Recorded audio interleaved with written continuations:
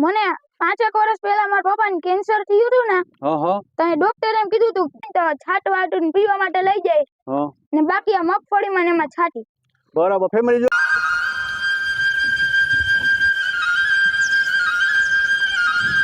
ગામડું ગામ હોય ને નરિયાવાળા મકાન હોય સાદા દેશી અને એક ધારિયામાં ગાવરડી માતા બાંધી હોય પેલા ચૈણામત તરીકે લેતા અને આનું દૂધ છે ને એ અમૃત છે. સમજી શકો ને તો ઘઉંનું દૂધ છે ને ભાઈ અમૃત સમાન છે. પણ અત્યારનું જનરેશન છે ને ભાઈ કઈ ગમે એ ફ્રૂટ ને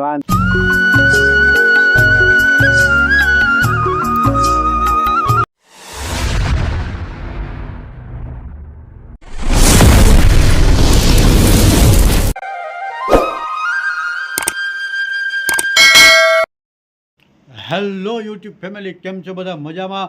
અમે પણ મજામાં જ છીએ. ભગવાન મુરલીધર બધાને મજામાં રાખે અને સ્વાગત છે તમારું મારા આજના નવા વ્લોગની અંદર. તો જેમ આપણે કાલે પહેલો ભાગ જોયો વ્રજગીર ગૌશાળાનો, આજે બીજો ભાગ. તો બન્યા રહેજો ફેમિલી વિડીયોમાં છેલ્લે સુધી. જય મુરલીધર બધાને, જય સિયારામ. અને જો તમે નવા હોવ તો આપણી ચેનલને સબસ્ક્રાઈબ કરી નાખજો અને વિડીયો સારો લાગે તો લાઈક શેર કરજો. તો સ્ટાર્ટ કરી છે વ્રજગીર ગૌશાળાનો ભાગ 2.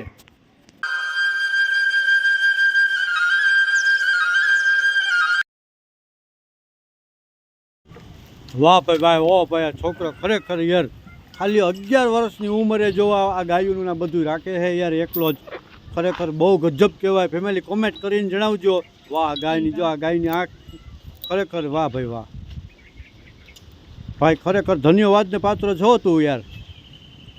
ખાલી 11 વર્ષની ઉંમર છે ફેમિલી. આ છોકરાને આ બધું ભણતો જાય અને આ ગાયોનું બધું કરતો જાય. જોકે આ ભલે એ રાખેલા છે માણસને બધાય બરાબર, પણ છતાં એ બધું હેન્ડલિંગ પોતે કરે છે. આ ગાયના આચર છે. વાહ. કોમેન્ટ કરીને જણાવો ફેમિલી આ છોકરા વિશે યાર થોડી કોમેન્ટ, ખરેખર કોમેન્ટ કરવી જોઈએ. અને નવા આવ્યા હોય ફેમિલી તો આપણા વિડીયોને યાર જો ગા દોવે છે જુઓ કેવું હોય. આ જો ગામડું ગામ હોય ને નરિયાવાળા મકાન હોય સાદા દેશી અને એક ધારિયામાં ગાવરડી માતા બાંધી હોય અને આ ગા દોતા આપણી માવરડીયું ગા દોત્યું અને એનું સવારમાં વલોણાથી એની છાશ ફેરવાતીઓની સમય ગયો હો ભાઈ. ખરેખર એ જિંદગી હતી હોય. હવે અત્યારે તો બધું ભાઈ એમ છે બધું. જો આંબામાં કેરી ઉતારી લીધી ભાઈ? હા, આ વખતે તો ઓછી જ આવી. આ વખતે જનરલી બધે ઓછી જ આવી છે. આ કૂતરો બધે વાજુ વખતે વાહન આવે છે ફેમિલી. જુઓ કરતો નથી ને ભાઈ? નહીં, પારેલો છે. તો ભાઈ આપણે તમે આ જે ગાયું છે બરાબર, આનું જે આ પોદરાન કરે એનું છાણ એક જગ્યાએ એકઠું કરો ને. હા એકઠું એક જગ્યાએ કરો પછી એને ખેતરમાં નાખી દેતા છો ને હળી જાય પછી.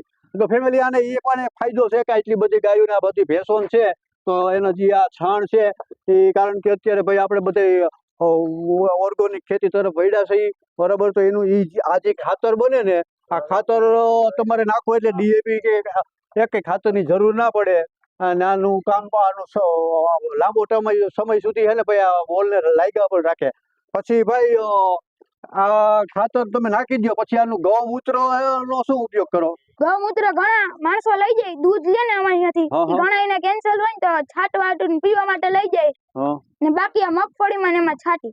બરાબર. ફેમિલી જો આપ જોઈ શકો છો કે ભાઈ આ ગૌમૂત્ર નું હે ને પેલા આપણે હોમ હવન ને એવું કરતા ને એની અંદર એનો ઉપયોગ કરતા, પણ અત્યારે હે ને ભાઈ આ આપણે ઓર્ગોનિક તરફ મેં કીધું એમાં અડી ગયા છે બધા ખેડૂત ભાઈઓ. તો આનું ગૌમૂત્ર નું હે ને કંઈક આથો કરવાનું ને એવું હોય કે ભાઈ સીતાફળીના ને એવા બધા પાન આથો અને ગૌમૂત્ર નાખીને આથો કરી નાખે, 20 દિવસ રાખી દેવાનું, પછી આપણે એને છાંટીને તો એનું રિઝલ્ટ સારું મળે છે. દવાની જરૂર નથી પડતી. તો આપણે જો હું તમને બતાવું, અંદર બેરલ પણ ભર્યું છે. બન્યા રહેજો ફેમિલી. તો ફેમિલી જો જોઈ શકો છો આ બેરલ છે 200 લીટરનું. આ 200 લીટરનું બેરલ એને ભરી લીધું છે. આ ગૌમૂત્ર છે, ગૌમૂત્ર છે. હજી આગળ કેલબા ભર્યા છે. તો ભાઈ આનો ભાઈ પછી કઈ રીતનો ઉપયોગ કરો તમે? છાંટવામાં કે પાવામાં? બે કરી. પેલા મગફળીને પાઈ ને પછી છાંટી. પેલા મગફળીમાં પેલા પાઈ દો કેલબાથી, નીચે નળ રાખીને એવું પાઈ દઈએ, પછી ઉપર પંપ દ્વારા છંટકાવ કરો બરાબર. એમાં ઓલી દવાનો કઈ જરૂર પડે નહીં. તો ફેમિલી આપ જોઈ શકો છો, આપણે જોયું ને સાંભળ્યું કે આ ગૌમૂત્ર છે ને ભાઈ કેટલું ઉપયોગી છે કે જે માંડવી મગફળી વાવે ને એને પાવામાં પણ પાય ત્યારે પણ ફાયદો થાય અને ઉપરથી પંપ દ્વારા છંટકાવ કરવામાં પણ જેની જે ચૂસ્યા જીવાત છે એ નથી આવતી. અને આપણે જે બકાલું હોય ને બકાલુમાં ભાઈ આનો બહુ ઉપયોગ થાય છે કે બકાલું ઘરે પૂરતું આપણે વાવ્યું હોય ને એની અંદર કારણ કે અત્યારે દવા છાંટવાથી ભાઈ મોટા મોટા ઘણા બધા રોગ આવે છે. તો આ ગૌમૂત્ર છાંટવાથી કોઈ આડઅસર થતી નથી. આપણે ઘરે જે બકાલું ખાવા પૂરતું વાવ્યું હોય ને તેની અંદર આ છાંટવાનો આગ્રહ રાખો. અને ગૌમૂત્ર છે ને ભાઈ ગૌમૂત્ર સીતાફળીના પાન લીમડો એટલે લીંબોળિયા આ બધું મિક્સ કરી અને કેનની અંદર નાખી દેવાનું અને એની અંદર ગૌમૂત્ર નાખી દેવાનું. માથે ઢાંકણું ઢાંકીને પેક કરી 20 દિવસ પેક કરી નાખવાનું. આજ તો બને જબરદસ્ત ઉપયોગમાં આવે છે.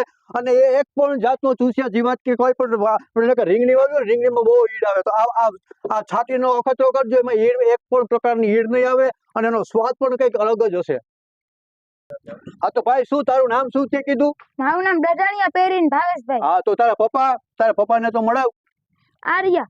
તો ફેમિલી જો એના પપ્પા છે જ્યાં નાનું બછડું છે ને એને વાલ કરે છે. જો આપ જોઈ શકો છો વાછડું પણ મસ્ત છે ભાઈ.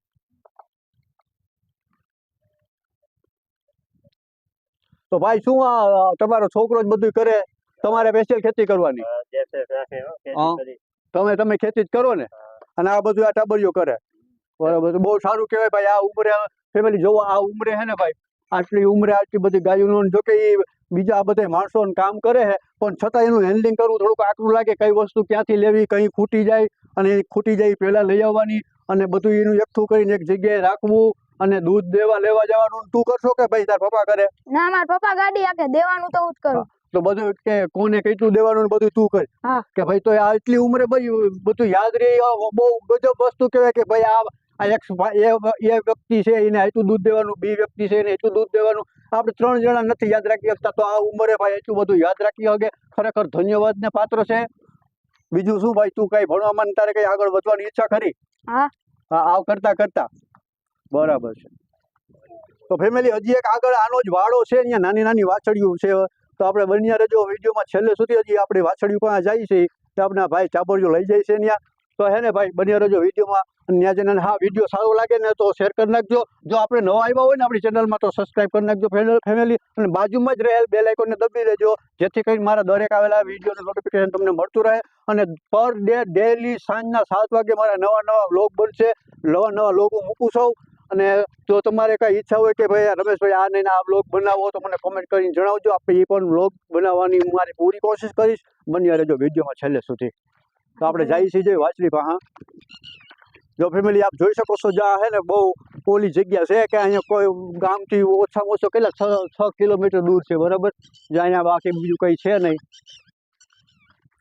આવી જગ્યામાં ભાઈ ચાબરિયો એકલો ખરેખર વાહ ભાઈ ધન્યવાદ ને પાત્ર હો ફેમિલી. કોમેન્ટ કરીને બતાવજો. જોવો આમ ટીટોળું છે ને ટીટોળા રે અહીંયા ભાઈ. જો ફેમિલી આપણે જો આટલી બધી વાછડીઓ સામેથી આવે છે. હજી આ વાછડીઓ એટલી અહીંયા છે વાં હતી. અને જો બીજી આ થોડીક નાની ને મોટી ને જે વચગાળાની વાછડીઓ છે એ બધી જો અહીંયા છે. બધી વાછડીઓ છે ને ભાઈ? હા ભાઈ બધી વાછડી. આનું કોઈ નામ? હા નામ બતાવતો જાજી બોલતો જાજી. આનું નામ પાયલ. હા પાયલ. પછી આ સોનલ. ના આ સોનલ નહીં. હા ઓલી માં કુંડી પા ઊભી ની સોનલ. બરાબર ઈ સોનલ છે. પછી આ વ્હાઈટ કલર ની મિશ્રી. આ વ્હાઈટ કલર ની ફેમિલી મિશ્રી છે બરાબર છે. વાહ નામ પણ એમ મસ્ત રાખ્યા છો. તો જોવો ફેમિલી જોયું તમે બધી વાછડીઓના બધી ગાયોના નામ અલગ અલગ રાખેલા છે. છતાં પણ ભાઈ આ બધાનું નામ યાદ રહી જાય છે. બહુ સારી વાત કહેવાય. અને આવી જે આવડો પ્લોટ બધો અહીંયા છે. બાકી જા એની કુંડનું પાણી પીવાની ખુલ્લી રખડતી હોય ને ભાઈ. હા ખુલ્લી જ હોય બધી ખુલ્લી રખડતી હોય એને મજા આવે ત્યારે જો પાણી કુંડી આખી છલોછલ એકદમ મસ્તીનું ઠંડુ પાણી ભરી રાખે બરાબર. પાણી પીવું છે પી લઈએ. બાકી એમાં છૂટી નીર નાખી જાય આ લોકો અને મન પડે ત્યારે પી લઈએ. તો ફેમિલી હજી બન્યા રહેજો. હજી આપણે આગળ જઈએ છીએ. આ લોકોનો છાણ ને કઈ જગ્યાએ રાખે છે ને શું એની વ્યવસ્થા છે એ પણ આપણે જાણીશું. તો બન્યા રહેજો વિડીયોમાં છેલ્લે સુધી. હા તો ભાઈ આ છે ગાયું વાછડિયું તું રાખશો બરાબર. તો તને આવો વિચાર પેલા કેવી રીતના આવ્યો, ક્યાંથી આવ્યો ને કેટલો ટાઈમ પેલા આવ્યો? મને 5 વર્ષ પહેલા મારા પપ્પાને કેન્સર થયું હતું ને તો ડોક્ટરે એમ કીધું હતું ઘરની ચોખ્ખી ગાયનું દૂધ ખાવાનું અને ગૌમૂત્ર પીવાનું. તેમાંથી અમે પેલા એક ગાય લીધી હિરલ. પછી એમાંથી એક લીધી. એવી રીતના ઉછળતા આટલું કર્યું. બરાબર. તો ફેમિલી જો આ નાનો બાળક છે બરાબર, એના પપ્પાને મોઢાનું કેન્સર હતું. હા આ મોઢાનું કેન્સર હતું બરાબર. તો ડોક્ટરે કીધું હતું કે ભાઈ ગાય એટલે વસાવો અને ગાનું ચોખ્ખું દૂધ અને ગૌમૂત્ર પાવાનું એવી રીતનું કીધું હતું. તો આ ભાઈને એવો વિચાર આવ્યો છે ભાઈ કે વેચાતું લેવું, એમાં કેવું હોય દૂધ, ચોખ્ખું હોય કે ના હોય. તેના પછી એને ગા લીધી, એમાંથી ધીરે ધીરે વધારતો ગયો ને એટલે અને અત્યારે આપ જોઈ શકો છો એટલી બધી ગાયું થઈ ગયું. તો ભાઈ ડોક્ટરે કીધું એમ ગાનું દૂધ ને ગૌમૂત્ર તારા પપ્પાને આપ્યું, પછી એમાંથી શું કેવો ફાયદો થયો? બહુ ફાયદો થયો. હા. તો ફેમિલી જો આપ સાંભળ્યું કે ભાઈ ગૌમૂત્ર ને ચોખ્ખું દૂધ પીવાથી ઘણો બધો શરીરમાં પણ ફાયદો થાય છે. અને ભાઈ આપણે ગૌને તો ગૌ છે ને, આપણે ગૌ માતાનું બિરુદ આપેલું છે ફેમિલી. તો અને આનું ગૌમૂત્ર છે ને ભાઈ મોટા મોટા ઋષિ મુનિ પેલા જૈનામત તરીકે લેતા, અને આનું દૂધ છે ને એ અમૃત છે. સમજી શકો ને, તો ગૌનું દૂધ છે ને ભાઈ અમૃત સમાન છે. પણ અત્યારનું જનરેશન છે ને ભાઈ કઈ ગમે એ ફ્રૂટ ને આન તેન ખાવા વળગી ગયા છે. એટલે આ બહુ કોઈને મગજમાં આવતું નથી. આજ નહીં તો કાલ નહીં તો 5 વર્ષ પછી, 15 વર્ષ પછી, 20 વર્ષ પછી ગા ફરજિયાત બધાને લેવી જોઈએ. અને બીજું એક તમને કહી દો ફેમિલી કે આ ગૌ છે ને ભાઈ, આની અંદર 32 કરોડ દેવતાનો વાસ છે. જેમ આપણે કહીએ ને કે આંગણે તુલસીનો ક્યારો હોવો જોઈએ, આંગણે ઘરમાં એક દીકરી હોવી જોઈએ, એમ આંગણે એક ગૌ પણ હોવી જોઈએ. ખરેખર એક ગૌ બધાને રાખવી જ પડશે, એમાં નહીં હાલે. તો ફેમિલી કેવો લાગ્યો મારો વિડીયો કોમેન્ટ કરી જણાવજો. અને વિડીયો સારો લાગ્યો હોય તો લાઈક કરીને કોમેન્ટ કરજો. તો અને આજનો આપણો વ્લોગ અહીંયા પૂરું કરું છું. જય મુરલીધર, જય મા મોગલ, રાધે રાધે, જય શ્રી કૃષ્ણ, જય જવાન જય કિસાન. અને ભગવાન મુરલીધર બધાને રાજી રાખે. જય શ્રી કૃષ્ણ.